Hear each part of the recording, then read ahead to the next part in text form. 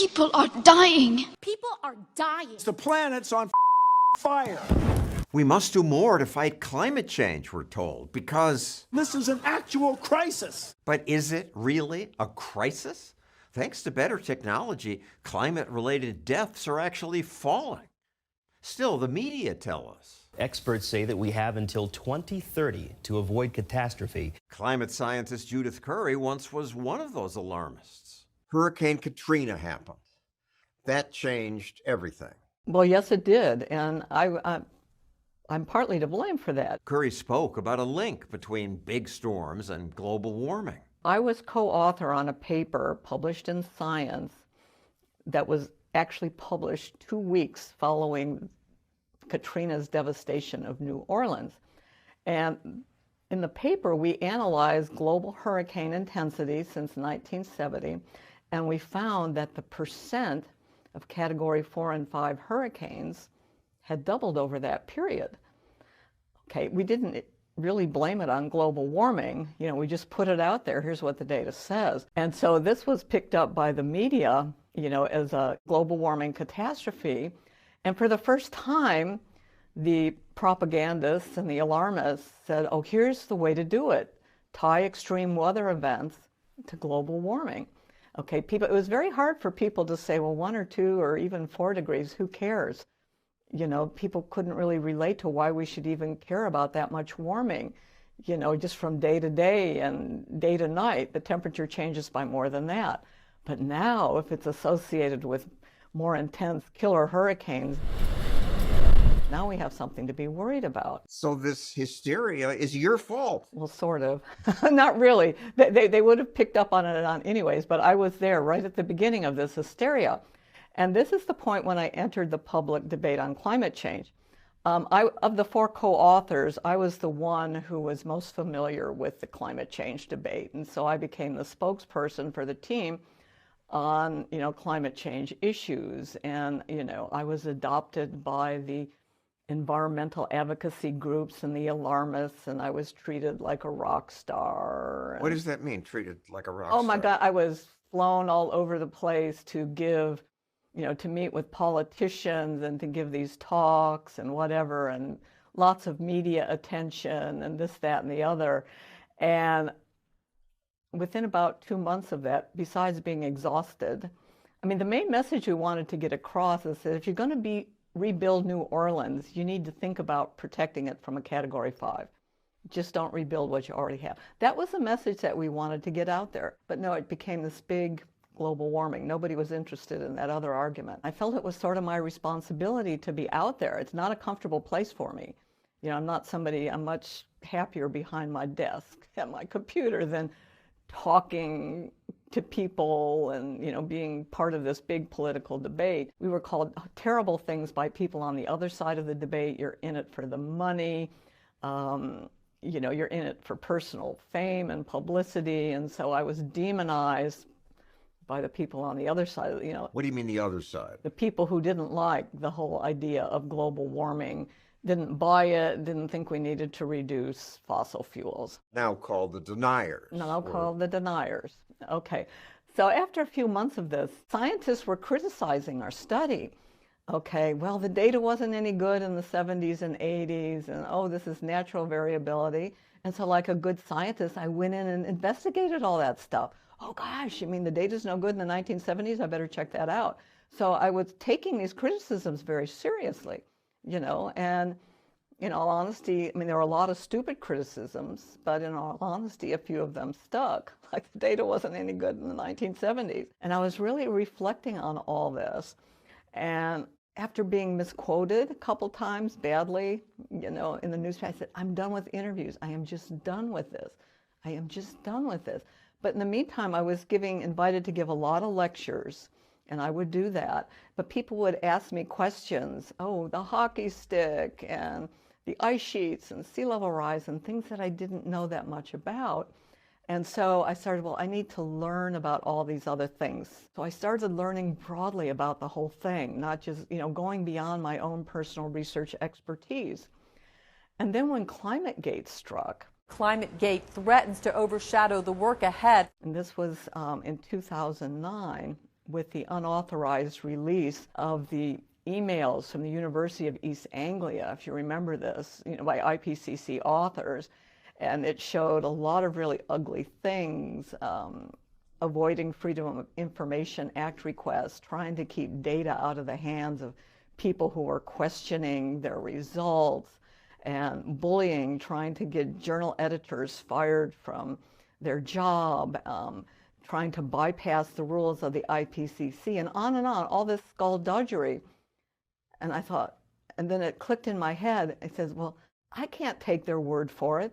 This is what goes on behind the scenes of the IPCC, all this skullduggery and bullying and cherry picking and trying to keep these papers who challenge what you want the message to be, out of the literature and out of the IPCC. I can't trust the IPCC. So what did ClimateGate have to, that's one university, what the IPCC is bigger. It's... Okay, but they were emailing all the other IPCC authors all over the world. You have to understand the origins of all this. The origins go back to the 1980s, and the UN Environmental Program had this big environmental agenda, anti-capitalism. They hated the oil companies, and they seized on the climate change issue as one to move their policies along. The 1992 Climate Treaty of the UN to prevent dangerous anthropogenic climate change. 196 countries, including the US, signed this.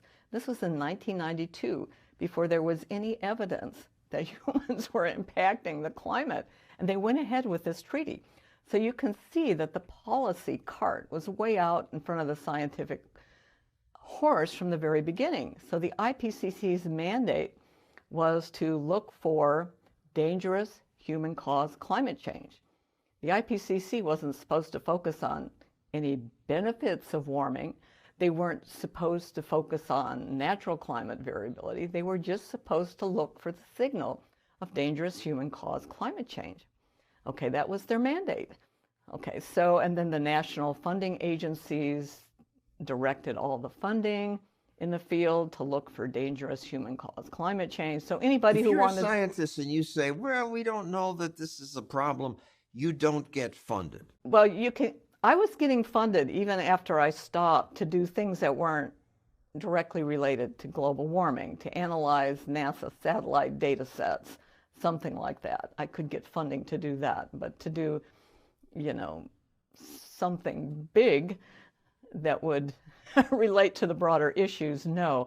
All the big center and institute fundings was going to people who were establishing these programs to support dangerous human-caused climate change, mostly the impacts, not even, looking at the causes of all this. Why? There's a couple of things in play. Once this whole thing was in motion, if you wanted to advance in your career, like be at a prestigious university, get a big salary, have big laboratory space, get lots of grant funding, be director of an institute, get big awards by professional societies, well, there was clearly one path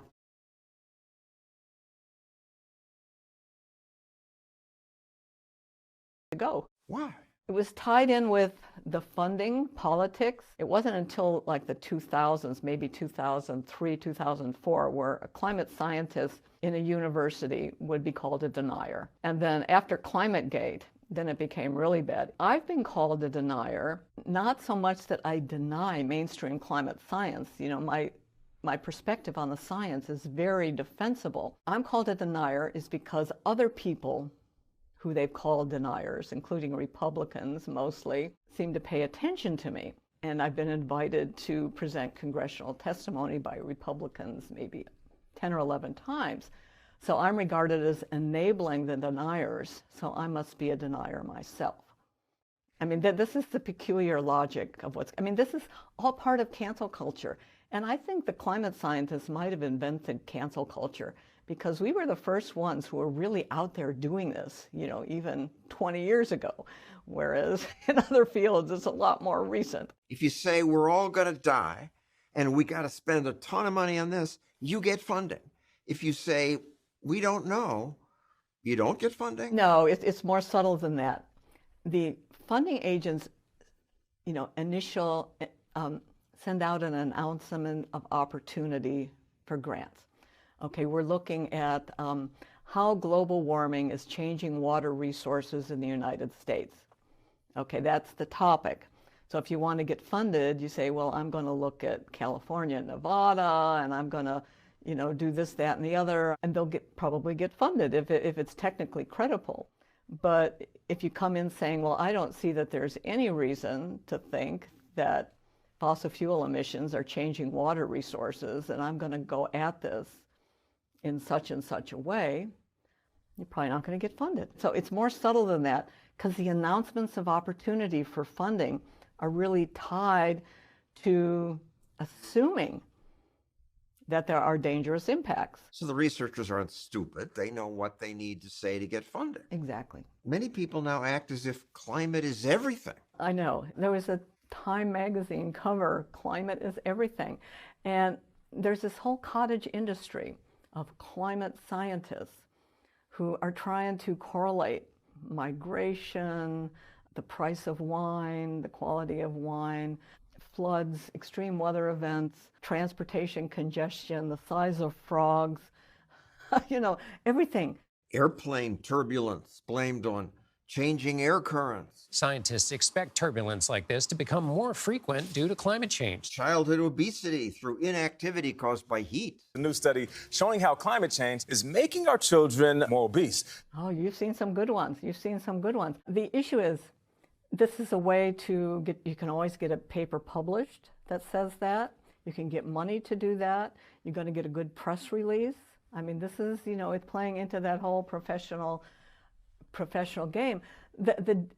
If this was just a silly academic game, it wouldn't be so bad. But the real issue is that blaming everything on climate change detracts from the real underlying problems, which get ignored. People just throw up their hands. Well, it's climate change. What's the real underlying problem? Well, poverty, lifestyle, poor governance, poor land use, poor city planning, on and on it goes. There are all sorts of underlying problems behind all these things that get ignored. Oh, it's climate change.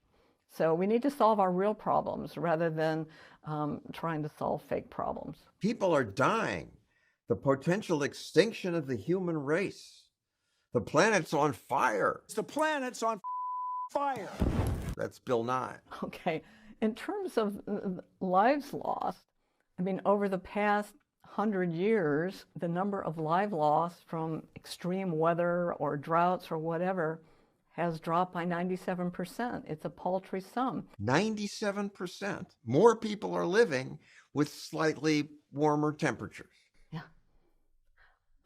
In terms of extreme weather, I mean, you have better infrastructure. The biggest thing is advance warning. Okay, in 1970, there was this really bad hurricane that struck Bangladesh. Estimated 500,000 people were killed. Simply the worst of the many cyclones the 2 million people who live here have ever experienced. And this is what precipitated East Pakistan splitting off from Pakistan. I mean, it was that event. So that was a case of weather causing real changes. Yeah, and another tropical cyclone of similar magnitude hit Bangladesh. The super cyclone bringing torrential rain and 150-mile-an-hour winds. 3,000 people died. And the difference was? Better warnings.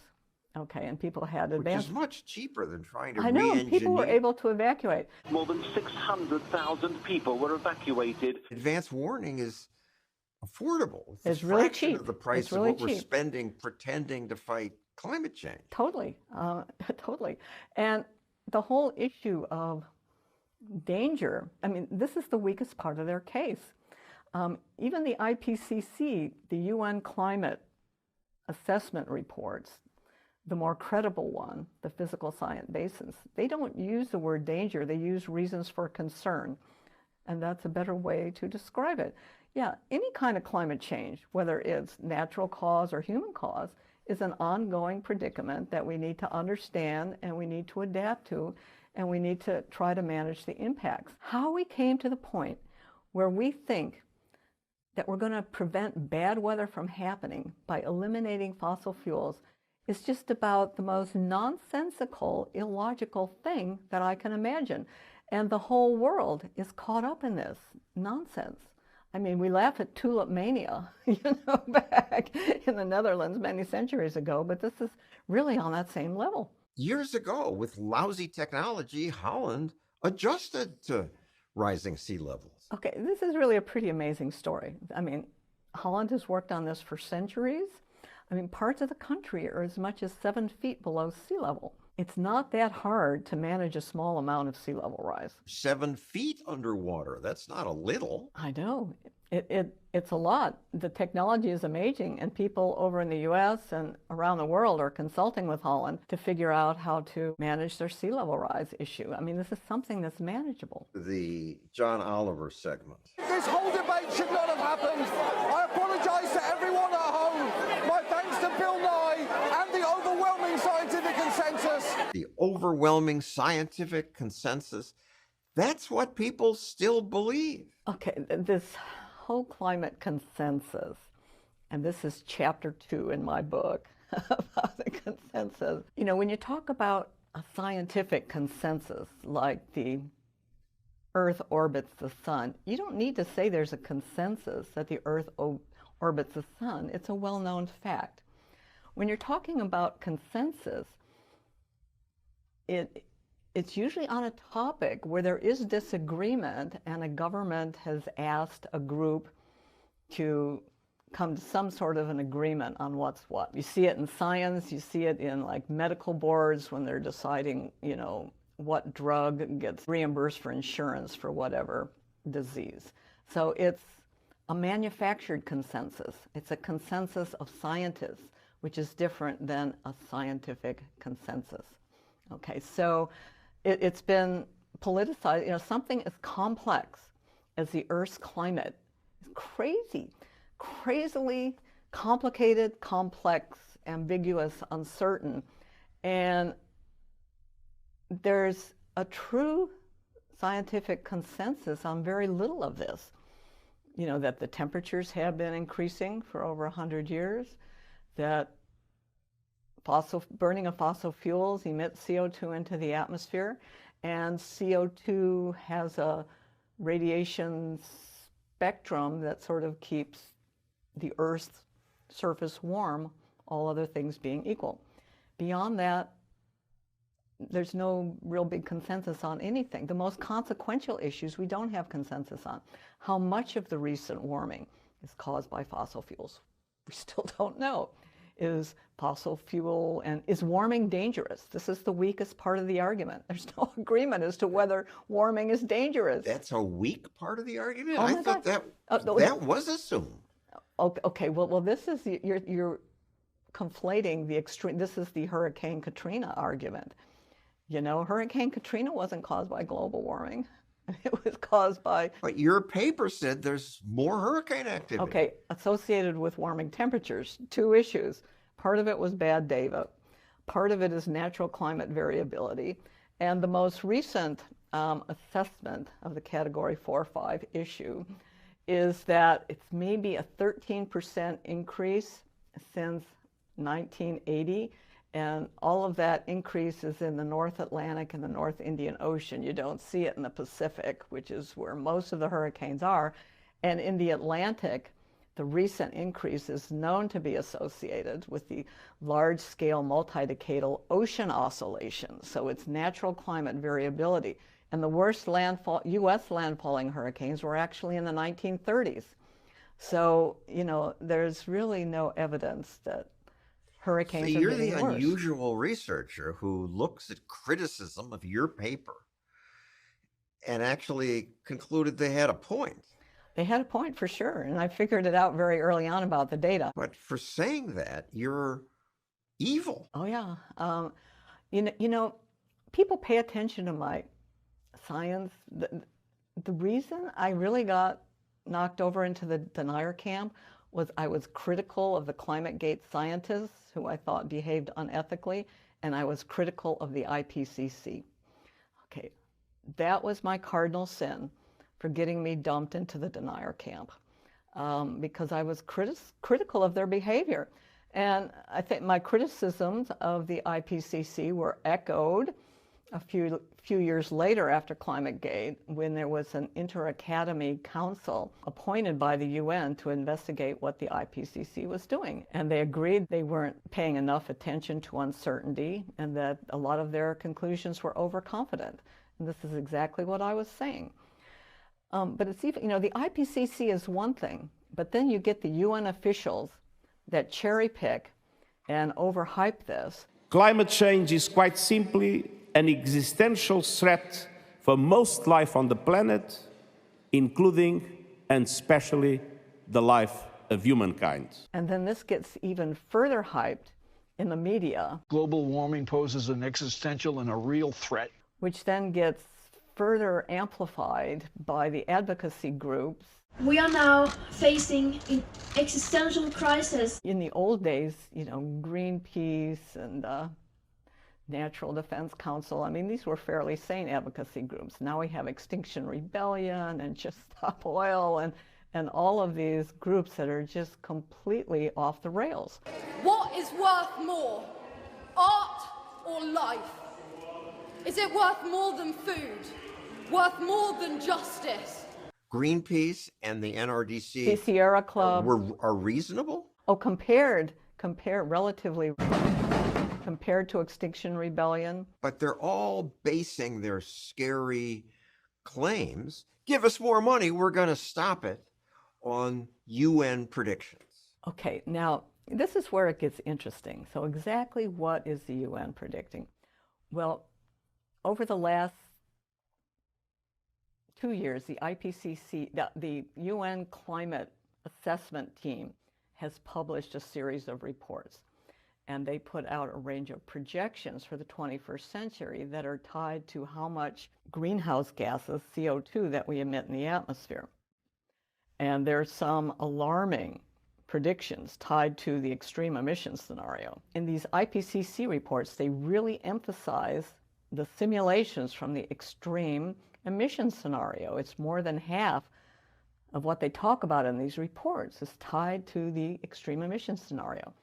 Well, in 2021, the UN climate negotiators dropped the extreme emissions scenario, and they're working off of the medium emissions scenario as a baseline. And right now we're tracking slightly below the medium emissions scenario. And so this gives a much more moderate amount of warming than the extreme emissions scenario. Even the Biden administration just issued a new report on the social cost of carbon. The extreme emissions scenario is nowhere to be found. So you can see that the climate scientists are so addicted to the extreme emissions scenario that what they're doing has become divorced from the actual policymakers. Why did the UN drop it? Because the economists say, look, this is so not happening. In order for the extreme emissions scenario to happen, we'd have to increase our use of coal by 6 times, which is, some have estimated that's more than the known recoverable reserves of coal. This is just not the path that we're on. It's just totally unrealistic. In order to get to the extreme emissions scenario, you have to make crazily unrealistic assumptions. And the UN climate negotiators, okay, well, we need to get real here, to their credit. But don't give them too much credit, but they get credit for that one thing. But the climate scientists remain addicted to that scenario. But does this stop the UN climate negotiators from saying, wow, this is good news? No, they say, well, the warming isn't as bad as we thought, but the impacts are worse. So we need to double down on the alarm. Rather than 2 degrees as the target, we need to knock it back to 1.5 degrees as a threshold of danger. So, and the only way they get the impacts to be worse is if they're assuming that the extreme weather events are all caused by CO2 emissions, which of course they aren't. In New York City, you've had the smoke from the Canadian wildfires. Because the temperature is warmer in Canada. Well, actually, the trend in Canadian wildfires is actually down. So blaming this one on global warming is sort of hard. It was actually a fluke of a dry period and some lightning, out-of-season lightning, which caused those fires, and it's not warming. Back in the 1930s, the weather in the U.S. was way, way worse than what we've seen in the last couple of decades. We had far and away the worst heat waves, the worst droughts, the worst wildfires. Actually, the worst wildfires were even earlier in the 20th century, in the late 19th century. That's what John Steinbeck wrote about in The Grapes of Wrath. Don't know which way to turn. Oh, exactly. What caused the Dust Bowl and all of that. That was horrible. And the worst landfalling hurricanes, U.S. landfalling hurricanes, were in the 1930s. So what was going on then? Well, it was natural climate variability. There was a bunch of El Niños, and the Atlantic and the Pacific circulations were in a certain phase, and you got a decade of really awful weather. And it was over most of the United States, not just the Dust Bowl region. It shows up in New York. It even shows up in New York. The worst heat waves in New York were back then also. Oh, wait a second. I see all these record high temperatures. Oh, but there's also record low temperatures. You're always going to be setting records somewhere, high and low. Do you remember back to Christmas when you had the crazy cold weather that came down in the... Extreme variability caused by man-made climate change. Well, actually, if you really look at the climate dynamics, if you're warming and you're warming the Arctic faster than the lower latitudes, that's actually going to reduce the variability. And there's so much arm waving whenever there's an extreme weather event to try to tie it to global warming. Sure, fossil fuel emissions did have an impact, but there was a lot of other stuff going on in the 20th century that were influencing our climate.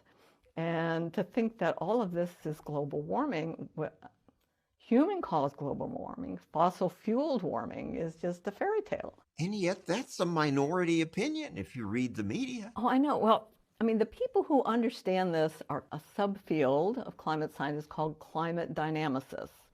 Okay, and this is a relatively small group who have their roots, in physics, not in ecology, not in sociology, not in economics, not in whatever, but have their training in physics. And, back in the old days, and this is why a lot of people on the older side, in their 50s, 60s, and 70s, tend to be more skeptical of the mainstream narrative, is because they got this very rigorous education in geophysical fluid dynamics and climate dynamics. So they understand the circulation patterns and what's going on. I mean, nowadays, you get your degree in climate studies, and the only thing you know about what is actually causing climate change is how to recite IPCC talking points. There's no understanding there. So when you hear experts talking about all this, there's three categories. One is people who are fluent in reciting IPCC talking points. Bill Nye would be an example. You're adults now, and this is an actual crisis. He can talk about this stuff, but he doesn't have really any real understanding. He doesn't have a graduate degree, and his undergraduate degree is mechanical engineering, but he's the expert. Right. And then the second class is people who actually have some understanding, who can read the full UN climate report, the full one, and actually understand it. And then there's the third class, people who are genuine experts who can critically evaluate all that. Okay, and unfortunately that third category is shrinking proportionally because the rest of the climate field is exploding. You have a preponderance of this category 1 people like Bill Nye who are judged to be experts, who are talking about all this. What's in it for them? Fame, fortune. It may be their personal politics probably plays a role, but fame and fortune. So the IPCC has several scenarios, and the extreme one they've dropped. And as a result of these more moderate reference scenarios, the amount of warming predicted for the 21st century relative to the extreme emissions scenario has been cut in half. So we're looking at half the amount of warming than what we expected even 3 or 4 years. Could still do lots of damage. Oh, it could. Maybe. But I still think those projections are too high, because they haven't adequately accounted for natural climate variability. But that leads us to the point is what's dangerous. Might be dangerous. The slow creep of global warming is associated with two main impacts. Okay, one is the slow creep of sea level rise, and the other one is melting of glaciers and ice sheets, and those are slow processes. And again, the modern sea level rise and the modern glacier melt-off started in the mid-1800s. Remember, we're coming out of the Little Ice Age. Right now, sea level rise is rising at 3 millimeters per year. To put that in perspective, 3 millimeters, you stack two pennies on top of each other, that's 3 millimeters. That's how much sea level is rising each year. So, I mean, if you... Per year, it adds up. It adds up, but it adds up to maybe 8 inches, 8 or 9 inches, less than a foot. Okay, if you think about what the tides are from day to day, you know, it's a lot more than a foot. And a storm surge from a hurricane, you know, can be more than 10 feet. So we're talking about a slow creep that we can easily normalize and adapt to. But I hear that we could be approaching the tipping point where everything gets worse. There have been abrupt climate changes in the past. And around 10,000 years ago, there was a hugely abrupt climate change tied to a change in ocean circulation patterns, you know, where 10 degrees over a century, and this was just tied to, you know, internal circulation patterns in the ocean. Scientists are still trying to sort this out, but we don't know. But there can be these abrupt shifts in the climate. They talk about collapse of the Atlantic Ocean circulation in the Gulf Stream and all these crazy possibilities. Even the IPCC puts these at, you know, low likelihood or low confidence. The only one that they give high confidence to is the disappearance of summertime Arctic sea ice. And by disappearance, they mean 80% of it. They don't mean 100% of it. And in any event, the Arctic sea ice would reform again in the winter. So, you know, I don't know exactly what kind of a catastrophe that would cause. The most scary of these scenarios is the potential collapse of the West Antarctic ice sheet. The West Antarctic ice sheet is very unstable. If you took away the West Antarctic ice sheet, that part of the continent would actually be well underwater. So it's what we call a marine ice sheet. The glacier sits above the water level, but the continental part is well below sea level. As a result, it's unstable, and the ice sheet moves a lot faster than you would expect a glacier to move. And, you know, icebergs break off. You know, you hear in the news, oh, one just broke off the size of Rhode Island. You know, and you hear this, and that happens in the normal course of events. It is an unstable ice sheet. And if this were to collapse, it would take, you know, some centuries for all this to melt, but it would be a lot of sea level to rise. So to me, that's the one scary thing that could happen on the time scale of 3 or 4 centuries. It would, you know, raise sea level rise, you know, 6, 7 feet globally on the time scale of centuries. You know, but that's something that we can adapt to on the time scale of several centuries. But the likelihood of that happening, I mean, it's one of these big, you know, wild cards. The odds are very low of anything like that happening in the 21st century. Why don't other scientists who recognize the nonsense push back? If they work at a university, it's going to be very uncomfortable for them. I mean, there's a young geologist who recently left the University of Alabama, actually before his tenure decision, saying, you know, I don't want to play this game. You know, I know what it takes to succeed here. I don't want to play this game. I'm out. There's a lot of young scientists, PhDs, who would love to work at a university, say, well, which university should I go to or try to go to where they would, you know, accept people who do this kind of research? And I give them a list of a few places that I know of. I said, but the jobs are very competitive and you're going to have a tough time, you know, getting funding. And then people have retired prematurely, like myself, and then a few have stuck it out, and they've been able to manage if they have friends in high places. The ones who speak up are people who are retired, who are in the private sector. Because universities have become idiots and they punish people who tell the truth? It's pretty ugly. I felt the hostility when I was at Georgia Tech, and Georgia Tech is by no means the worst place to be in this regard. And I just said, no, I'm not going to do this. I resigned prematurely. Still not getting why push dubious extremism. Personal politics. They're environmentalists. They want fossil fuels to go away. Anti-capitalist, anti-democratic, the whole thing. The whole university disease these Well, the days. whole university disease. Universities are very liberal places for the most part. And it's, there's a few bastions of sanity. University of Chicago, my alma mater, leads the pack in terms of sanity on all these kinds of issues. So it's not every university. But if you're a state university in a blue state, of course you're going to be doing that. To get paid? No, to get university funding. And it's,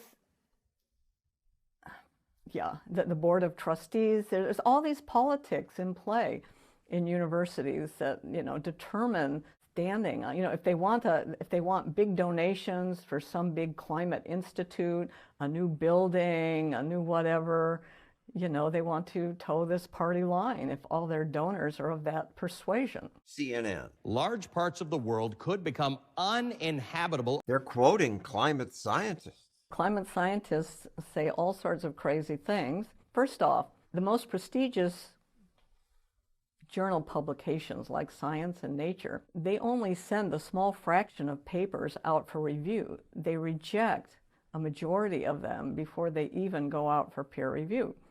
So if you're coming in with a paper that's challenging any part of the consensus, it's not going to even be sent out for review. The editor of the journal Science, she wrote this political rant about we need to stop emissions now that was published in Science, and she was the chief editor of the Journal of Science.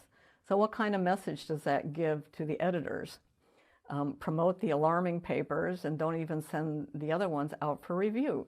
So you can see how this gatekeeping works. You can always get your paper published somewhere, but it's not going to be in a prestige journal, one that helps you with your career or one that gets publicity or anything like that. The website The Smog writes, Judith Curry says her consulting company includes petroleum companies.